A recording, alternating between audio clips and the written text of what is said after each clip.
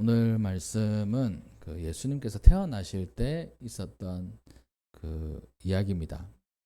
그 예수님께서 태어나심의 그 스토리, 태어나실 그 무렵의 스토리가 오늘 18절에서 25절까지 담겨져 있는데, 그 요셉과 마리아가 이렇게 약혼을 했어요. 그 이스라엘 유대인들의 그 결혼식 문화를 한번 살펴보시면 우리 결혼 문화와 좀 다릅니다.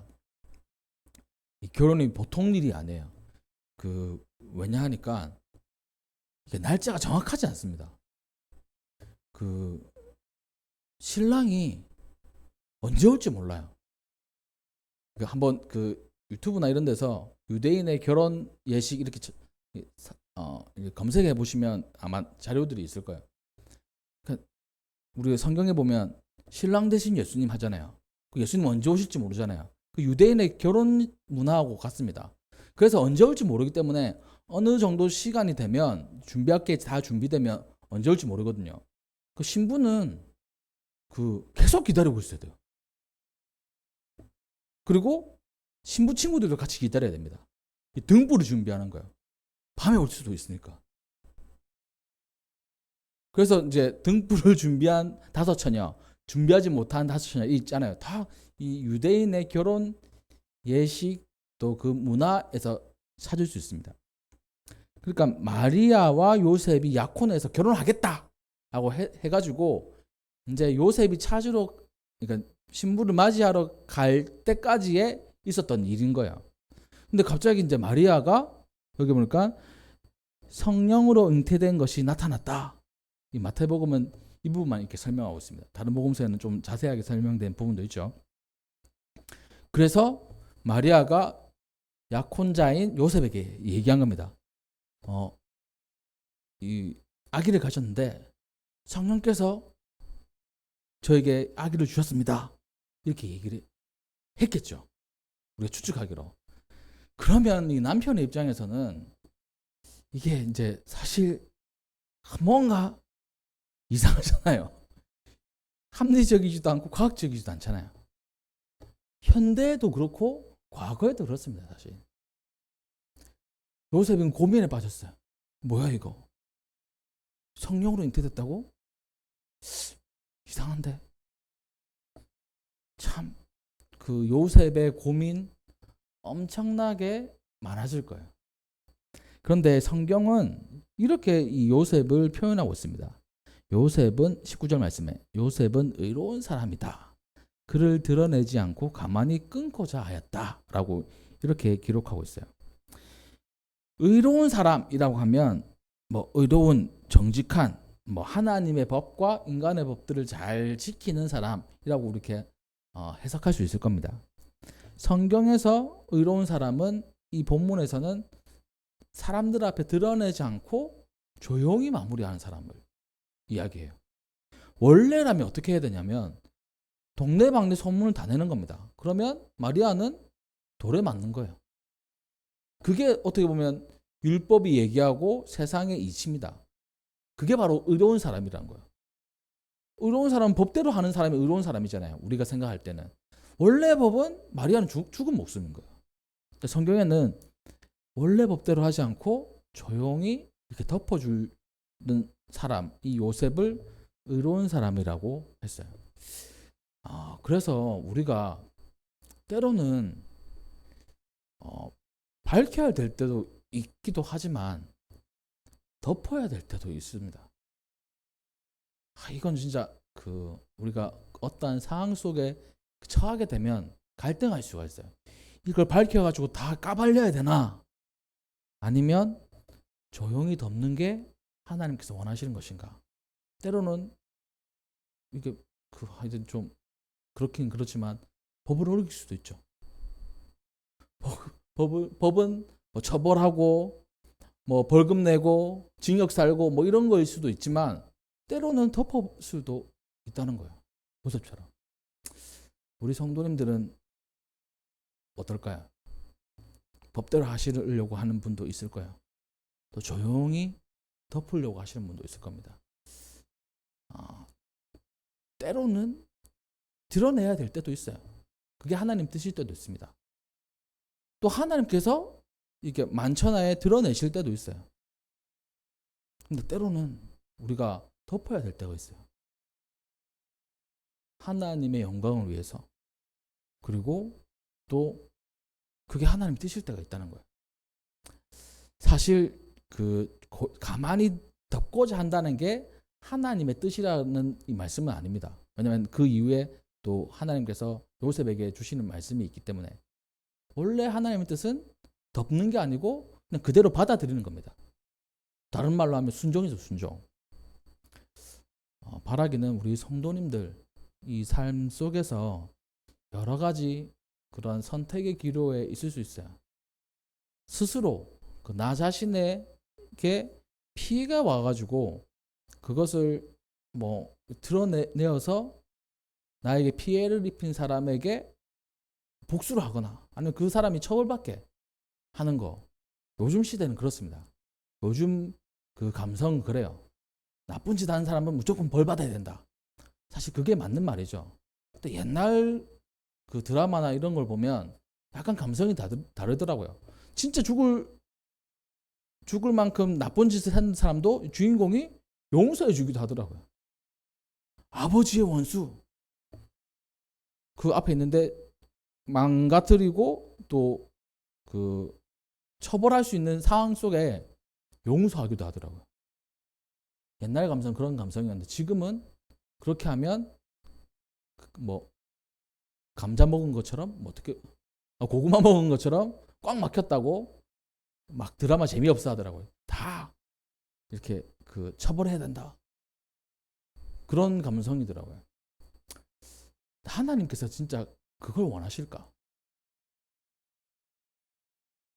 우리가 잠시 덮었을 때 내가 좀 피해보고 또 힘들지만 좀 덮었을 때 결국에는 하나님께서 그걸 만천하에 알게 하시고 우리의 이제 상처받은 마음을 위로하시며 또 더 낫게 더 좋게 변화시킬 수 있는 그런 하나님의 계획들이 있지 않을까 그런 생각을 하게 됩니다. 그래서 때로는 우리 성도님들 어렵지만 덮어야 될 때는 덮을 줄도 알아야 돼. 그리고 힘들지만 그걸 하나님께 맡길 수 있어야 됩니다. 하나님께서 처리하시게. 왜냐하면 우리의 주권은 하나님께 있고 심판자는 하나님이시기 때문입니다. 네, 그러한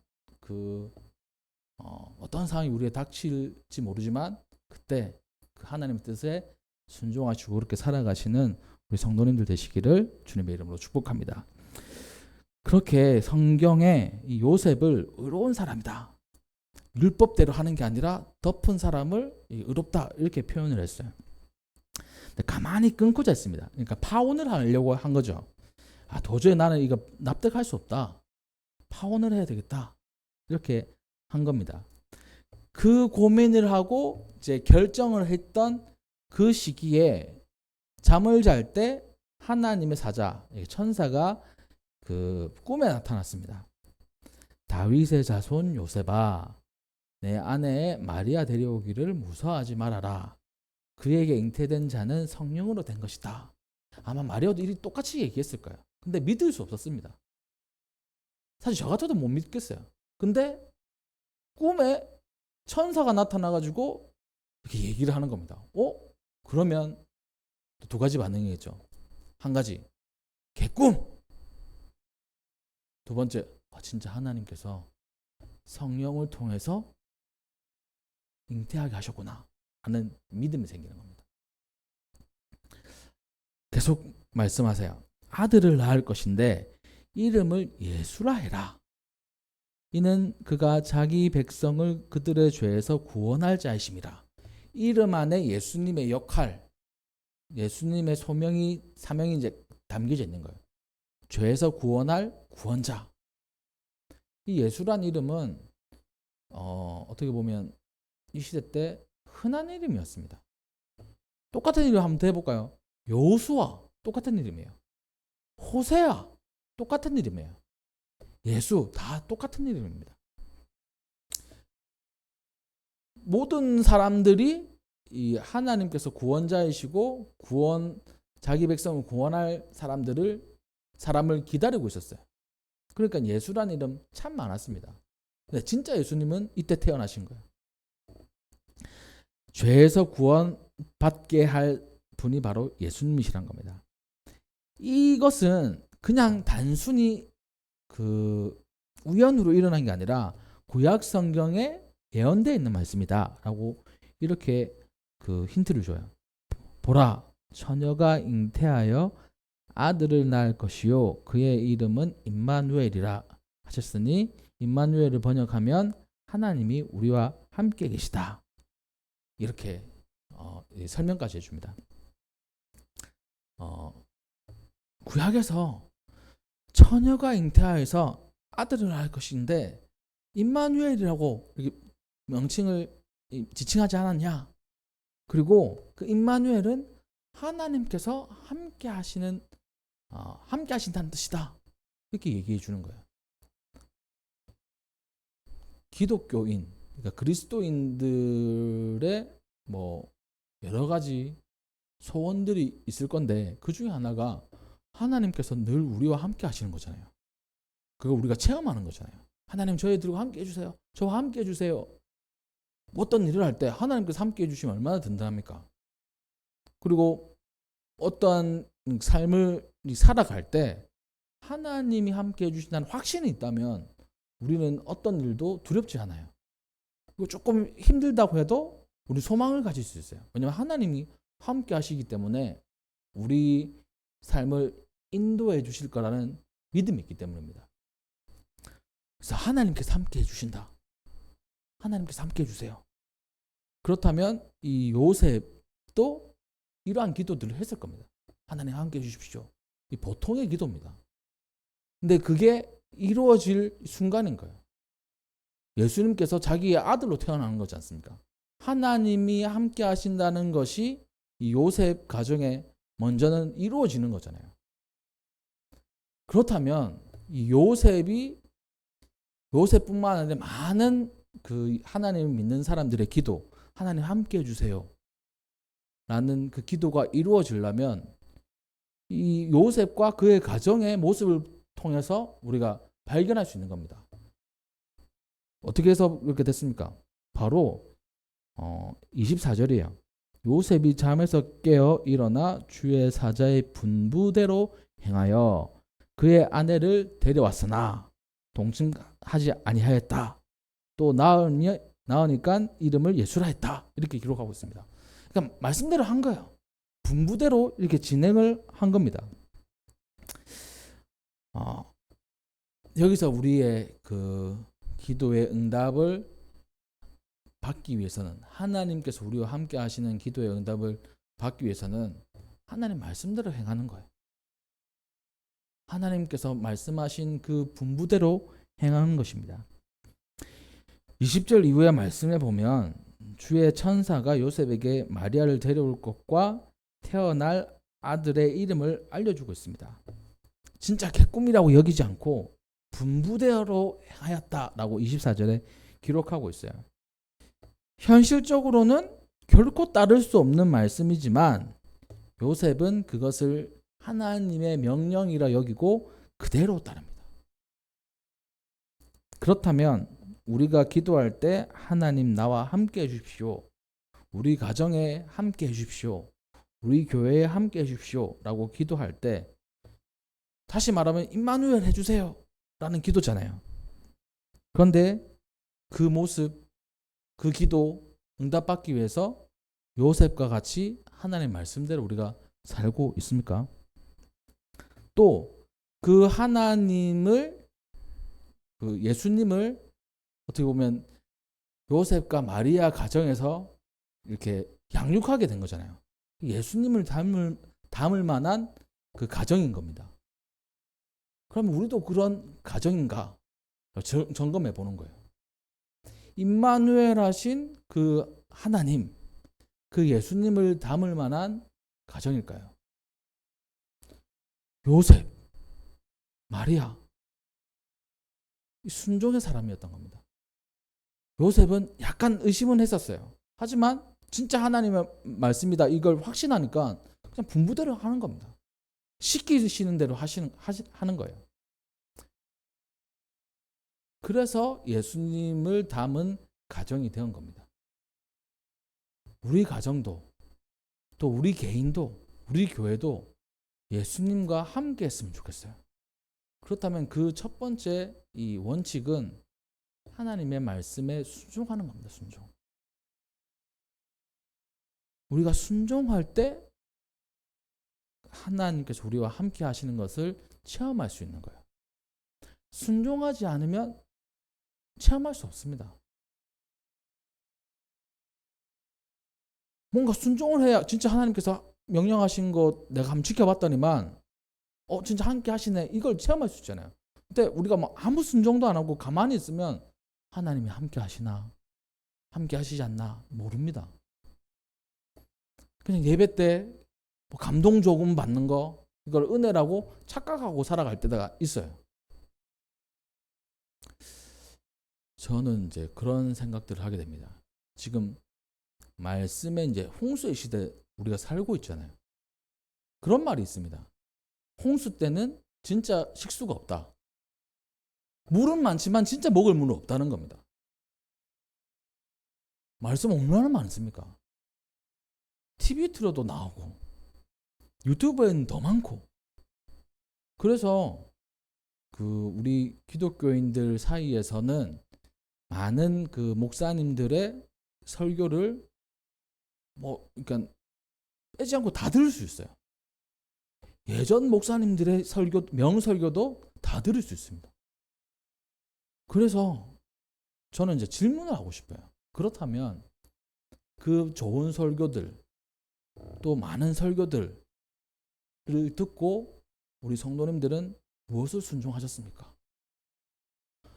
그 목사님 설교 은혜되었다. 감동이 있었다. 그렇다면 어떤 것을 순종하셨나요? 어떤 것을 삶에 적용을 하셨나요? 물어본다면 대답하실 수 있는 분이 몇 분이나 될까요?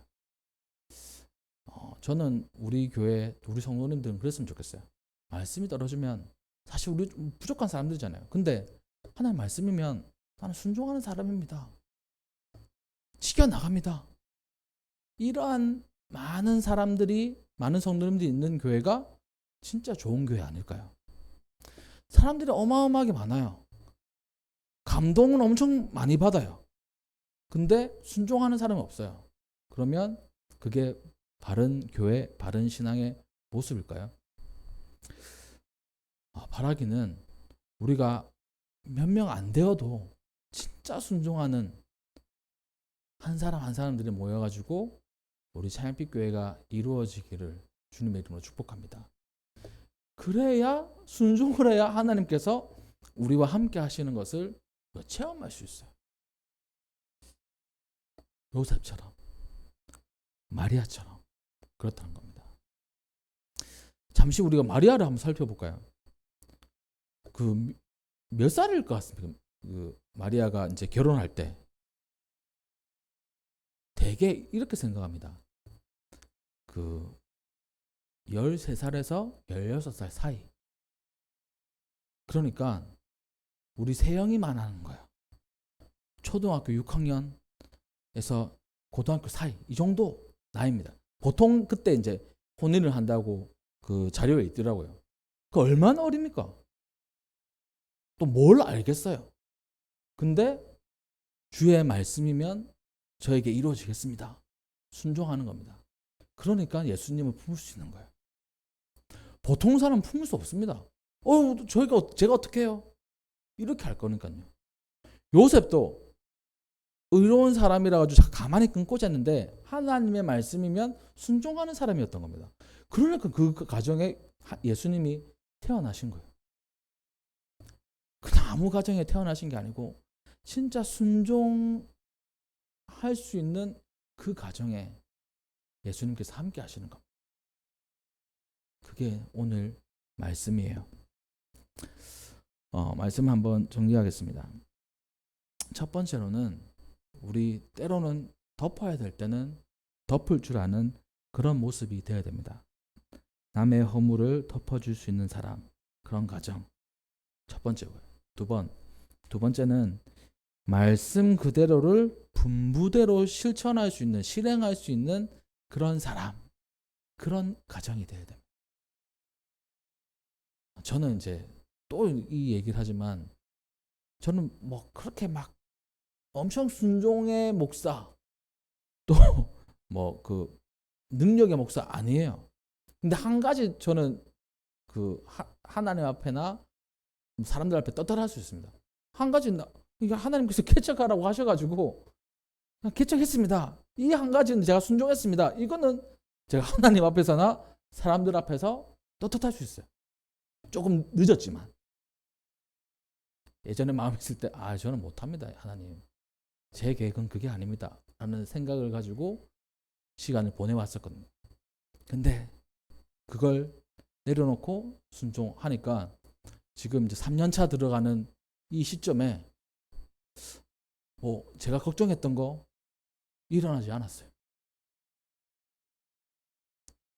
또 제가 염려했던 거 없습니다.